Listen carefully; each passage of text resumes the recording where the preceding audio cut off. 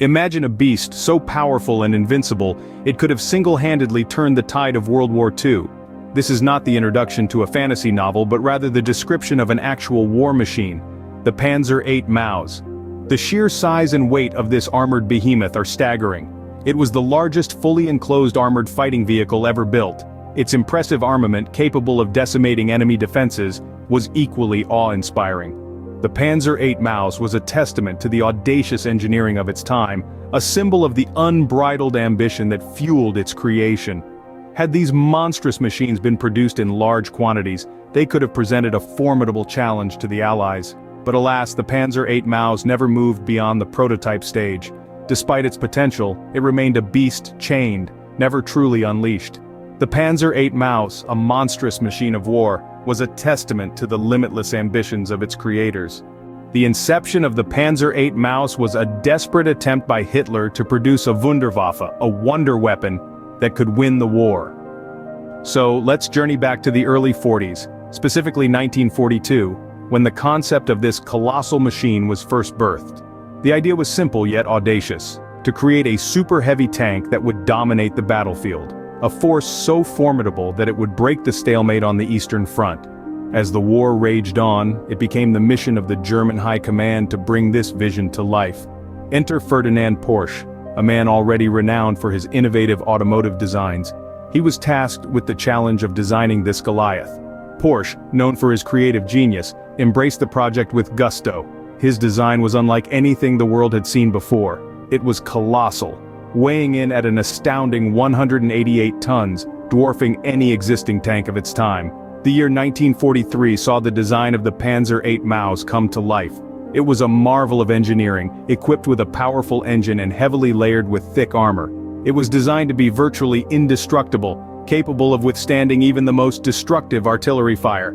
However, with such an ambitious project came equally daunting challenges. The tank's immense size and weight posed significant production and logistical problems. Its sheer mass meant that traditional manufacturing techniques were inadequate, requiring the development of new methods and machinery. Its weight also raised concerns about mobility and transport. Could bridges support such a massive machine? Could it even be transported to the front lines? As the war progressed into 1944, prototype testing began, but the challenges persisted. The Panzer VIII Maus was a beast of a machine, but its practical deployment was fraught with difficulties. Despite its impressive design, the Panzer VIII Maus remained confined to the drawing board and the prototype stage. It was a grand vision, a testament to human ingenuity, but ultimately, it was an ambitious dream that never saw the light of day on the battlefield. The Panzer VIII Maus, had it seen mass production, could have been a game-changer on the battlefield. Let's delve into the details, shall we? One of the most significant advantages of the Panzer VIII Maus was its heavy armor. We're talking about a thickness of 200 millimeters, enough to make it impervious to almost all anti-tank weaponry of the time. This made the Maus a formidable force, a veritable moving fortress designed to shrug off enemy fire.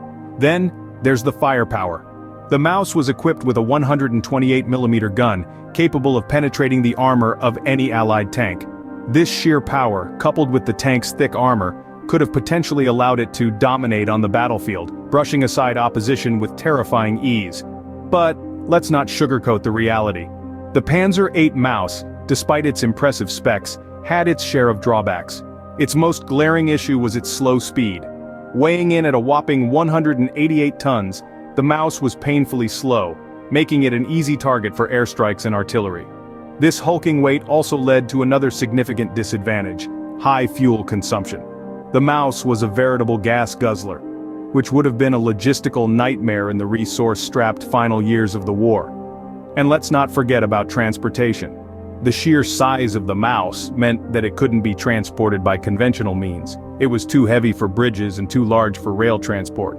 This would have severely limited its operational range and deployment speed. In the end, the Panzer VIII Maus was a double-edged sword, its strengths as formidable as its weaknesses. It was a symbol of the extreme lengths to which the Axis powers were willing to go in their pursuit of victory.